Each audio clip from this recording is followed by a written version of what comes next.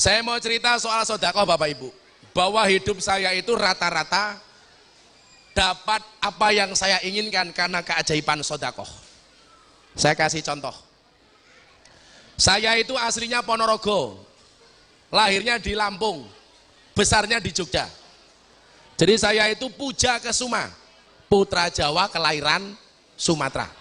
Kalau asisten saya ini yang baru ngerokok ini Indo-Pakistan, bapaknya iblis, ibunya setan. Status duda, ini duda nih. Hafal Quran 30 juz. Cie daftar cie. Tatat, ana sing daftar tat kene tat. Mbaknya janda. Oh. Masuk wae kok. Siapa tahu Ustadz kamu dapat nikah orang Makassar. Keren. Oh, kamu orang Jawa. Cie cie cie. Nanti ustadznya pulang, mbaknya langsung nyanyi Kurban Janji. Iya. Kowe lunga pas aku sayang sayange. Iya. Begitu saya masuk Jogja, Pak. Saya kan pamit sama bapak ibu saya. Pak, Bu, saya mau kuliah di Jogja. Tolong jangan kirimi saya uang. Ibu saya tanya, kamu minta dikirimi apa, Nak? Doa saja. Tolong setiap kali sholat saya dikirimi sholawat sama Fatihah. Saya bilang sama ibu, itu saja, iya. Nggak kirimi uang, nggak usah. Nanti bagaimana kamu hidup di Jogja? Saya cari sendiri. Saya berangkat. Tolong Bu ya Fatihah. Tapi ingat Fatihah saja, jangan ditambah Yasin. Oke. Bisa modar aku tambah Yasin. Saya berangkat ke Jogja Pak, tahun 1999. Sampai Jogja saya kehabisan uang. Akhirnya saya akhirnya saya memastikan untuk menetap di masjid. Jadi penjaga masjid. Bahasa kerennya adalah James Bond, jaga masjid dan kebon. Kan nggak enak, apa? Marbot, nggak gaul. James Bond. Lah luar biasanya apa? Saya yang dianggap orang NU tinggal di masjidnya delalah masjidnya orang Muhammadiyah. Abot oleh wong NU manggon masjidnya wong Muhammadiyah 4 tahun setengah. Ada masalah Gus? Nggak ada. Masalahnya cuma satu. Gara-gara saya tinggal di masjidnya orang Muhammadiyah, saya kurus. Berat badan saya hanya 40 kilo. Kenapa saya ikut Muhammadiyah kurus? Karena Muhammadiyah belas nggak pernah ada selamatan, Pak. Nggak ada makan-makan belas. Kere aku. Nggak ada selamatan. Akhirnya untuk mencukupi kebutuhan hidup saya, ini saya mau ceritakan supaya Anda yang punya anak, anaknya nggak punya motivasi kuliah, gara-gara orang tua tidak bisa membiayai, supaya bisa mencontoh semangat saya, Pak. Untuk mencukupi kebutuhan hidup saya waktu itu saya pernah melakukan 2 hal. Saya pernah narik becak 6 bulan, Pak, untuk bayar SPP. Saya itu belajar sabar dari tukang becak. Tukang becak itu orang paling sabar sedunia. Nunggu penumpang, penumpangnya nggak datang, becaknya tumpaki dewe. Tukang becak. Bahkan pernah dan becak saya ditabrak sama mobil rusak, saya nggak marah. Saya cuma nyanyi lagu India. Dia rusak langsung saya nyanyi. Matane, matane, matane. Rusak Bu becak saya. Yang kedua, saya pernah jualan aksesoris di alun-alun utara kota Yogyakarta. Ceritanya satu hari saya mau makan di angkringan. Kalau di Makassar ada angkringan nggak Pak Bu? Sego kucing, wakeh. Saya punya uang 5.000. Ini loh keajaiban sedekah. Saya punya uang 5.000. Saya mau makan, ada pengemis datang gendong anak. Dan paring-paring saya belum makan. Beda kalau MC-nya makan terus gak.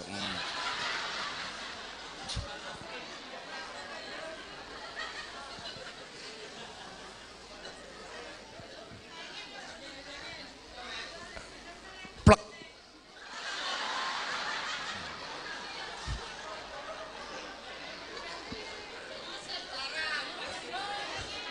Kalau di Jakarta, kalau di Jogja paling banyak RCTI, rombongan celana tinggi Indonesia. Kalau di sini KMT, kelompok mangan terus. Langsung ditutup. Makanya pengajian itu saya bisa niteni. Di mana-mana kalau pengajian yang bawa tas itu laki-laki apa perempuan? Perempuan. Tujuannya satu, Pak, snack itu rasel gitu. Begitu saya mau makan, ada pengemis datang dan paring-paring. Waktu itu saya andilau antara dilema dan galau. Mau saya kasih uang saya cuma 5.000, enggak saya kasih kok ada orang minta. Kan nggak mungkin, Pak, sedekah kok minta kembalian, kan nggak mungkin. Pada kayak Abdul Syukur, nggak mau saya. Akhirnya apa, dan uang tak kasih semua 5.000. Plek. Saya sholat, berangkat ke alun-alun. Jalan 10 kilo, Pak. Saya gendong jualan saya. Jalan. Saya teringat firman Allah, man jaa bil hasanati falahu asru amsaliha. Yang datang membawa satu kebaikan, maka Allah akan menggantikannya 10 kali lipat. Saya pede. Saya habis sedekah 5.000, pasti saya akan untung banyak. Akhirnya saya jualan aksesoris di alun-alun utara. Apa yang terjadi? Subhanallah, jualan sampai jam 2 malam, belas nggak laku. Kere ya. Akhirnya siangnya saya puasa, Pak. Malamnya jualan lagi sampai 3 hari nggak laku sama sekali.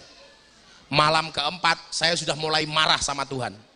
Gusti, katanya orang sedekah Anda jamin diganti 10 kali lipat. Bahkan Al-Baqarah 263 700 kali lipat. Ini gara-gara saya sedekah nggak bisa makan. Apa sih maumu? Gusti Allah tak onek-onek, bro. Saya jualan lagi, Pak, malam keempat. Sampai jam 12 malam tetap nggak laku. Akhirnya karena saya kecapean, saya lapar, dagangan saya taruh di alun-alun, saya tertidur, Pak. Beratapkan langit, beralaskan bumi, hidupku menyusuri jalan. Saya bangun jam 3 pagi, itu pun karena dapat bonus dari Allah. Kenapa? Bangun-bangun badan saya anget. Kenapa? Dikeloni banci, Pak. Jadi sejarahnya kenapa saya pengajian sama banci, gara-gara saya pernah dikeloni banci. Iki apa yang kata-kata lah banci aku. Subuh saya pulang, saya ngimami sholat, saya lupa, Pak. Yang saya imami itu orang-orang Muhammadiyah. Begitu sami Allahu liman hamidah, saya baca kunut. Satu pun tidak ada yang mengaminkan, Pak. Allahumma hdina fi man hadait, nggak ada yang mengaminkan. Saya baru kelingan ternyata makmum saya adalah orang Muhammadiyah. Wafina, langsung pelan. Fi man hafait. Selesai sholat, Pak, saya dimaki-maki sama takmir masjid. Kamu tahu nggak? Ini masjidnya orang Muhammadiyah. Kenapa kamu subuh pakai kunut? Macam-macam kamu saya usir dari masjid. Mau diarah. Waktu itu, Bu, orang ribut gara-gara kunut itu biasa. Tapi saya yakin kalau di kota Makassar sudah tidak ada lagi yang ribut masalah kunut. Betul? Kenapa? Karena baik orang NU maupun Muhammadiyah di Makassar sudah jarang yang sholat subuh.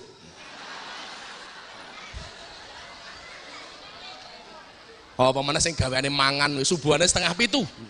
Usolli fardhu subhi kawanan lillahi ta'ala.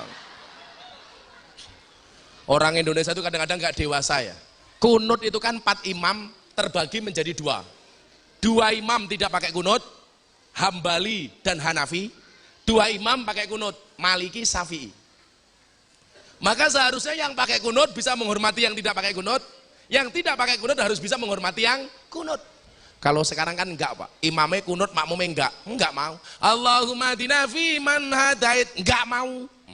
Wa fina fi man afait, matamu lah jilakot aku. Kita itu belum bisa menerima perbedaan, Pak. Padahal kalau dilihat semua orang itu pasti beda, Pak. Contoh tahiyat. Anda tahu, 4 imam itu soal tahiyat semuanya berbeda pendapat. Imam Syafi'i, bagaimana cara tahiyatnya? Asyhadu alla ilaha illallah. Syafi'i. Sampai selesai, fil alamina innaka hamidum majid, tek, assalamualaikum, assalamualaikum. Kalau Imam Hanafi beda lagi. Asyhadu alla ilaha illallah. Sekali tok enggak berdiri lagi. Jangan bilang impoten. Asyhadu alla la nafi, Allah isbat. Asyhadu alla ilaha illallah. Ini Hanafi. Boleh, boleh. Kalau Imam Hambali beda lagi. Setiap kali ketemu kalimat Allah tangannya berdiri. At-tahiyatul mubarakatuh shalawatu thayyibatulillah assalamualaikum ayyuhan nabi wa rahmatullah assalamualaikum wa alaibadillah asyhadu an la ilaha illallah asyhadu anna muhammad rasulullah Allah. Jadi kalau ketemu kalimat Allah tuing tuing tuing tuing. Kalau Maliki dari awal sampai akhir tangannya gerak gak berhenti. At-tahiyatul mubarakatuh shalawatu thayyibatulillah assalamualaikum ayyuhan nabi wa rahmatullah. Tapi ingat dan yang gerak cuman telunjuknya, enggak, kepalanya enggak usah ikut-ikutan. Pertanyaannya, Gus Miftah pakai mana? Saya pakai Syafi'i. Asyhadu alla ilaha illallah. Saya pakai ini. Anda mau pakai Hanafi, asyhadu alla ilaha illallah, boleh. Anda pakai Maliki, Anda pakai Hambali, asyhadu begini-begini, boleh. Anda pakai Maliki, begini-begini, boleh. Ya enggak boleh, begini-begini. Masa tahiyat begini? Model apaan?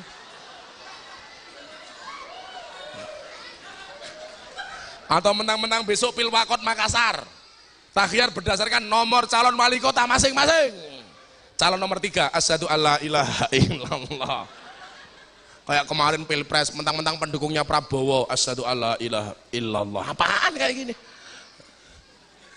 Kalau saya pakai Syafi'i asyhadu alla ilaha illallah.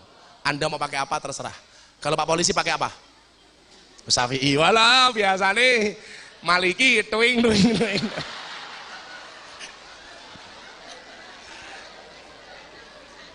Maksud saya itu kita hari ini kalau berbeda jangan menyalahkan orang lain. Bagaimana saya tidak sedih seorang Profesor Dr. Quraisy Shihab dihakimi sama orang-orang gara-gara fatwa atau pendapat Quraisy Shihab tentang jilbab. Kenapa anak Anda tidak pakai jilbab? Bagi saya jilbab itu tidak wajib, kata Profesor Dr. Quraisy Shihab. Atau katakanlah beliau punya pendapat. Beliau dikritik sama orang, dasar Quraisy Shihab liberal. Padahal mohon maaf, Profesor Quraisy Shihab itu sarjana Quran, doktor Quran, punya tafsir Quran. Yang kritik kadang-kadang tidak bisa membaca Quran. Jangan hanya karena satu perbedaan kita mengatakan orang lain sesat. Betul? Jangan hanya karena satu perbedaan kita mengatakan orang lain liberal. Susahnya Indonesia tuh kayak gitu, Pak. Makanya amalan-amalan kita itu dikritik terus. Tahlil boleh, tahlilan enggak boleh, sholawat boleh, sholawatan enggak boleh. Masa sih enggak bisa membedakan sholawat dan sholawatan? Apa bedanya? Sholawat itu belum dibaca. Kalau sudah dibaca namanya sholawatan. Tahlil itu belum dibaca. Kalau sudah dibaca namanya Yasin itu belum dibaca. Kalau sudah dibaca namanya. Masa gara-gara an ribut? Kan bahaya. Kalau an enggak boleh. Sarung boleh. Sarungan, kotang boleh. Kotangan, yo kewer-kewer.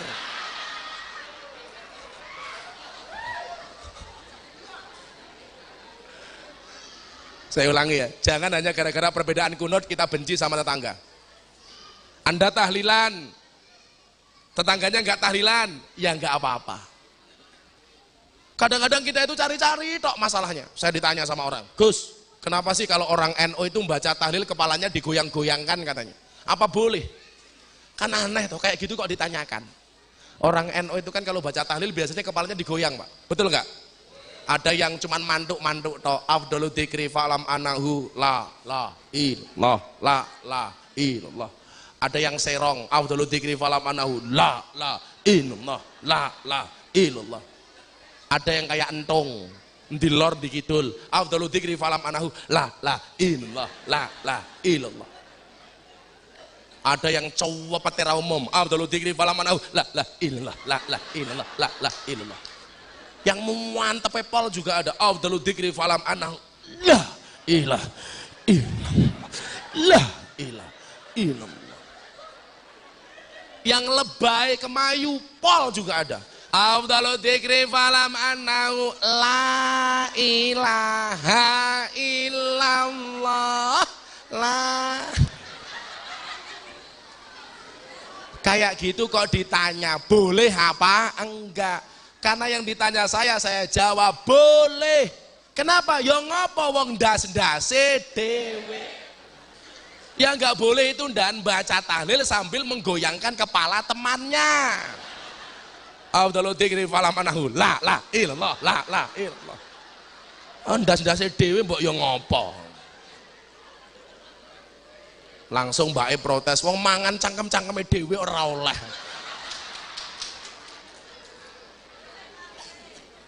Mari Bu, dimakan lagi Bu. Ya. Akhirnya setelah sholat subuh itu saya nyapu masjid Pak, dalam keadaan lapar 4 hari nggak makan. Makanya kalau sekarang saya biasa puasa Dawud itu gara-gara saya dulu sering nggak makan. Ada tamu datang ke masjid, Gus, apa Bu, suami saya sakit, sudah seminggu di rumah sakit, saya bawa pulang nggak sembuh, tolong Gus Miftah datang doakan suami saya. Akadnya kan jelas Pak, disuruh mendoakan orang sakit. Tapi karena perut saya lapar, saya langsung batin, yes, makan. Akhirnya malam saya datang, saya doakan Pak. Setelah selesai saya doakan, yang tadinya nggak bisa apa-apa bisa bergerak dikit-dikit. Seneng banget kan istrinya, monggo Gus mampir pinarak rien. Seneng saya, wah makan. Ternyata apa? Istrinya yang sakit tadi datang ke ruang tamu membawa segelas air putih panas. Sambil ngomong sama saya begini, mohon maaf Gus, kami sudah tidak punya apa-apa. Ini cuman air putih panas tok. Ya Allah, jancuk saya bilang. Waktu itu Pak, beneran Pak. Udah 4 hari nggak makan ya Pak, padake. Akhirnya saya minum sambil tak sambung. Maka inilah akibat orang tomak. Maka dalam kitab taklim disebutkan apa? Al-alimu idza tama ala yaqulul haq. Walaupun orang itu alim tapi dia tomak, dia tidak akan bisa ngomong yang hak. Wong perintahnya kon ndongake sing dieling-eling mangan. Akhirnya dapatnya cuma air putih tok. Saya pulang dalam keadaan lemas. Lemes banget, udah malam kelima saya nggak makan. Saya begitu pulang Pak, di jalan Taman Siswa Kota Yogyakarta waktu itu banyak tukang becak yang main judi. Waktu itu 303 belum dilarang perjudian. Saya batin, Gusti, saya mendoakan orang, sodakoh pengemis, ngimami sholat, bersihkan masjid, makan nggak bisa. Ini tukang becak main judi, uangnya banyak. Kamu tidak adil, saya bilang gitu. Coba bisa bilang, Tuhan tidak adil, saya bilang. Akhirnya begitu mau masuk masjid Pak, buku Yasin saya itu kena tiang listrik jatuh Pak. Enggak saya ambil, karepmu aku. Saya marah betul waktu itu sama Allah. Beneran ini cerita nyata, karepmu aku. Begitu saya masuk masjid saya nggak bisa tidur. 1 karena lapar, 2 saya ingat dengan buku Yasin yang saya jatuhkan. Akhirnya saya kembali Pak. Disitulah kemudian Allah memberikan maunahnya kepada saya. Ingat ada bahasa mukjizat, ada bahasa karomah, ada bahasa maunah, ada bahasa sihir. Mukjizat kepada para nabi, karomah kepada para wali, maunah kepada siapapun hamba yang dikehendaki oleh Allah.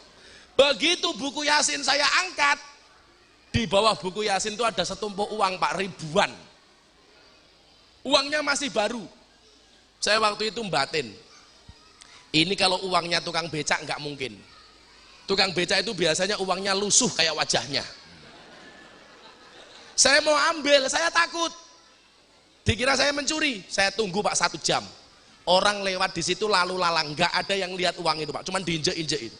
Karena saya sudah terlalu lapar, buku Yasin saya jatuhkan lagi. Begitu saya angkat uangnya saya gondol. Iya, carane wong keluwen itu. Sampai masjid saya telepon abah saya di Lampung. Bah, ceritanya begini. Saya nemu uang, boleh nggak uangnya saya pakai? Apa jawaban abah saya? Nak, diumumkan dulu di masjid seminggu. Kalau nggak ada yang ngaku, baru itu rezeki kamu. Selak modar aku, Pak tak bilang. Akhirnya saya keangkringan Pak. Uangnya saya hitung ada 75.000. Uang saya taruh di angkringan, saya bilang sama penjualnya, uang kamu bawa sebagai jaminan saya mau makan. Besok seminggu kalau nggak ada yang ngaku, baru itu saya bayar kamu. Akhirnya saya langsung makan Pak, nasi kucing entek 20 saya waktu itu. 5 dino ramangan bro. Masake mbake, ora oleh mangan cangkeme ditutupi iki masake. Shallu ala Nabi Muhammad. Allah nggak akan pernah bohong dengan janjinya.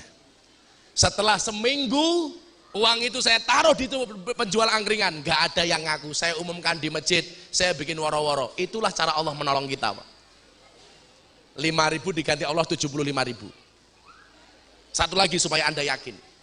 Maka waktu itu saya bilang, ya Allah, hari ini saya nggak kuat makan, tapi satu saat saya harus bisa ngasih makan orang. Dan ternyata dikabulkan, Pak. Zaman mahasiswa saya nggak bisa makan. Hari ini saya punya santri mahasiswa 120 orang. Semuanya di pondok gratis, Pak. Termasuk makan dan minumnya. Termasuk ngaji di pondoknya. Kalau mereka sakit semua saya berikan obat dan lain sebagainya. Dulu saya nggak kuat makan. Ketika saya berdoa, ya Allah, hari ini saya nggak bisa makan, besok harus bisa ngasih makan orang. Dikabulkan sama Allah. Dulu saya nggak kuat ngekos. Saya bilang, ya Allah, saya hari ini nggak bisa tidur karena nggak punya tempat tidur. Tapi satu saat saya harus bisa ngasih tempat tidur bagi orang. Alhamdulillah kabul. 120 santri saya hari ini dari kota-kota di Indonesia, mahasiswa, semuanya makan dan minumnya gratis. Maka kalau ada anak Makassar mau kuliah di Jogja, nggak usah ngekos. Silakan tinggal di pondok saya. Dikasih makan, Gus, saya kasih makan. Tetangga saya punya anjing saja saya kasih makan kok. Apalagi santri. Santri itu Pak Polisi kalau makan, subhanallah, Gunung Merapi pindah ke piring, Pak.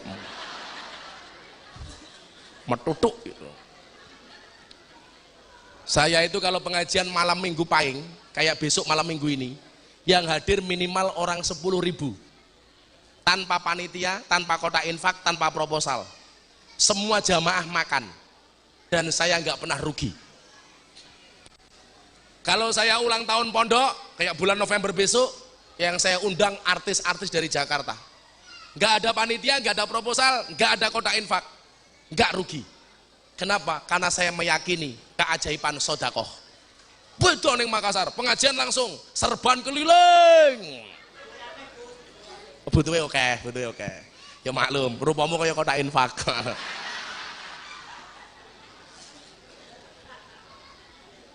Kenapa saya meyakini itu? As-shadaqatu lidaf'il bala. Enggak apa-apa, ini kan pengajian umum, bukan pengajian pribadi kayak saya. Kalau di pondok saya itu memang pengajian pondok, jadi nggak ada panitia, nggak ada kotak infak.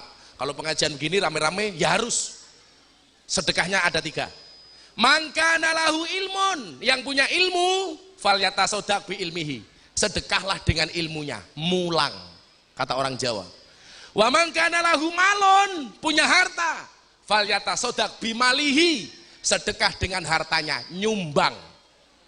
Wa man kana lahu quwwatun, yang punya tenaga, falyatasaddaq bi quwwatihi. Sedekahlah dengan tenaganya, rewang.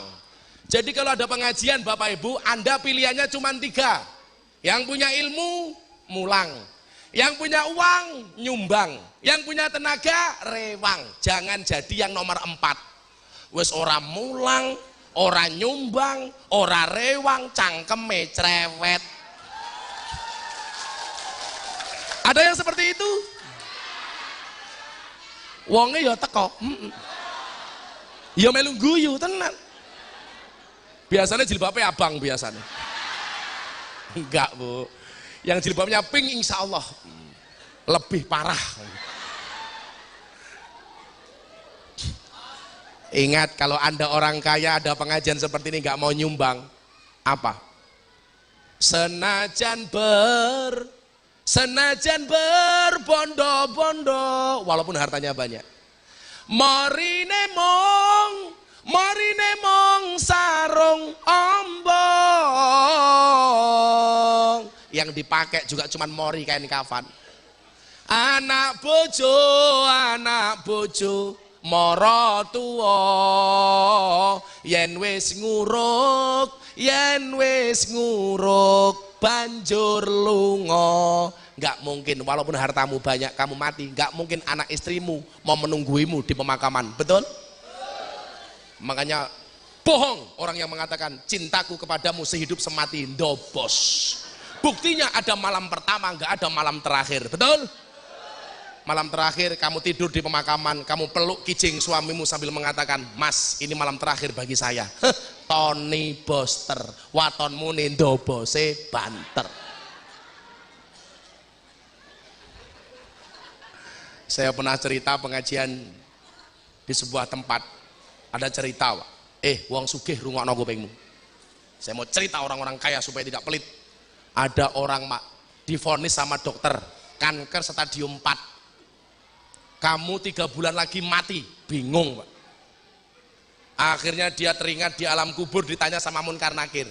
Dia bikin woro-woro. Barang siapa mau menemani saya di alam kubur 40 hari, saya kasih harta saya 50%. Saya punya rumah tak kasih separuh, saya punya mobil tak kasih separuh. Nggak ada yang berani Pak. Sampai akhirnya tukang tebang kayu di hutan dengar cerita ini. Langsung dia mengatakan, saya berani. Singkat cerita, mati. Orangnya mati. Tukang tebang kayu datang ke pemakaman bawa kampak Pak. Kamu ngapain? Saya mau menemani ahli kubur yang meninggal. Tapi tolong perjanjian, 50% hartanya dikasih saya. Oke, masuk ke alam kubur, dipendem Pak. Munkar Nakir datang. Ternyata yang ditanya bukan yang mati, tapi yang nunggui tukang tebang kayu. Assalamualaikum, waalaikumsalam. Kamu siapa? Munkar Nakir. What? Akhirnya Munkar Nakir tanya, kamu siapa? Saya tukang tebang kayu. Di sini ngapain? Menjaga almarhum. Tujuanmu apa? Supaya dapat 50% dari harta warisannya. Hari kedua malaikatnya datang lagi. Pekerjaanmu apa? Tukang tebang kayu. Nebangnya pakai apa? Pakai kampak. Kampaknya mana? Ini. Kamu nebang kayu di mana? Di hutan. Hari ketiga datang lagi. Harga kampakmu berapa? 50.000. Hasil kamu nebang kayu untuk siapa? Untuk anak istriku. Sampai hari ke-40 tukang tebang kayunya ditanya babakan kampak. Padahal satu-satunya harta yang dia miliki. Akhirnya begitu hari ke-40 selesai, kuburan dibuka, tukang tebang kayu keluar. Begitu keluar, ahli warisnya sudah nunggui di atas. Dikasih mobil separuh, rumah separuh, harta separuh. Tukang tebang kayunya lari Pak. Ditanya sama ahli warisnya, jangan lari, ini jatah hartamu, kamu pakai. Apa jawaban tukang tebang kayu? Aku nggak mau. Ditanya, kenapa kamu nggak mau? Jangankan saya punya harta sebanyak itu, hanya gara-gara saya punya kampak satu, 40 hari saya ditanya sama Munkar Nakir. Wong sugih, rungokno kupingmu. Hanya orang kaya diajak pengajian, saya mau nyumbang kalau panitia datang bawa proposal. Sok kaya lu. Seharusnya orang kaya itu nggak perlu nunggu panitia datang bawa proposal. Betul Bu? Nyumbang. Ingat ya, kalau di dunia itu orang kaya sama orang miskin itu lebih menangan mana Pak? Orang kaya. Bikin rumah orang kaya duluan, beli mobil duluan, mantu duluan, haji duluan, mati matamu yura kok duluan. Kalau orang miskin itu apa-apa terakhir Bu. Bangun rumah carry, tuku mobil carry, mantu carry, munggah kaji carry, tuku HP orang mau carry, ngeteni sekenan barang kok ngopo. Tapi ingat Pak Polisi, besok di akhirat itu yang menangan orang miskin. Saya mau tanya, orang kaya sama orang miskin masuknya surga duluan mana? Orang miskin. Selisihnya berapa tahun Bu? 500 tahun. Jadi besok yang kaya ini mengantri masuk surga Pak, yang miskin wis odas adus, kromas keramas, udat udut, mongan mangan, kelan kelon. Tapi yang perlu Anda tahu, orang miskin itu punya hak prerogatif. Apa hak prerogatifnya? Ngajak orang kaya masuk surga. Orang kaya seperti apa yang diajak masuk surga oleh orang miskin? Orang kaya yang ketika di dunia bisa membahagiakan orang miskin. Siapa kaya? Oh, orang kaya. Dari mana? Dari kampung Makassar. Mari Pak masuk surga. Kenapa? Karena dulu ketika Anda hidup sering nyumbang pengajian membahagiakan orang miskin. Silahkan Pak masuk surga. Ono sing ngantri meneh. Sopo kae? Abdul Syukur. Sopo? Polisi Makassar. Sugih, sugih. Abdul Syukur bilang, "Mbok saya diajak masuk surga." Penghuni surga, "Mah, kamu dulu pelit, datang pengajian gak nyumbang, duduk depan sendiri."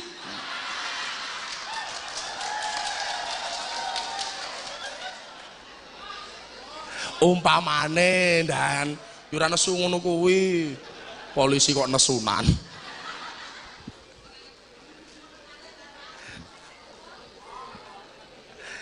Hanya kalau saya pengajian sama orang kaya sama orang miskin, Pak, itu lebih menyenangkan orang miskin. Lawang sugih iki pengajian ra khusuk. Ndase ra gatel dikukuri terus. Mergo mase anyar. Iya. Bahaya. Kalau orang miskin pengajian khusuk, Pak, tangannya dikempet gini. Soalnya apa? Khawatir gelang karete ketok. Ayo tak takon, orang kaya sama orang miskin kalau diajak berteman menyenangkan orang kaya apa orang miskin? Orang miskin. Kalau orang kaya itu gaya bu, takoni sak pertanyaan jawabannya sak kecap. Dari mana bu? Belakang. Kemana? Ke depan. Rumahnya mana? Enggak di bawah. Bosok toh kuwi. Coba kalau orang miskin, geruap ya. Ditanya satu jawabannya 1000. Dari mana bu? Oh saking pasar. Walah halah Pak Lurah, saat ini nopo-nopo larang, beras larang, lombok larang, endok larang, ayam larang. Kula wau teng peken ketemu kali Pak Kiai, padahal kula mboten jilbaban kan kula isin. Halah sing takon sapa? Wong kere dilawan. Wong sugih kali wong kere niku luwih kendel pundi? Lebih berani orang miskin apa orang kaya? Orang miskin. Orang kaya jam 2 malam rumahnya didodok. Nggak mungkin berani buka, takut dirampok, takut dimaling. Kalau orang miskin, halah nggak perlu didodok, sudah buka sendiri, nggak ada kancingnya. Orang kaya itu penakut pak, buktinya apa? Rumahnya dikasih pagar tinggi-tinggi. Orang miskin nggak ada rumahnya yang dikasih pagar. Pertanyaannya, sing nggih mageri apa? Nggih mangane kurang. Makanya sing sugih kudu nyumbang, sing kere kudu sabar. Wong sugih nyenengke karo wong kere kelawan bondone, wong kere nyenengke wong sugih kelawan dongane. Wong sugih kuwi pinter golek duit tapi dongane ora mandi, wong kere kuwi dongane mandi tapi ra pinter golek duit. Mila kerene awet.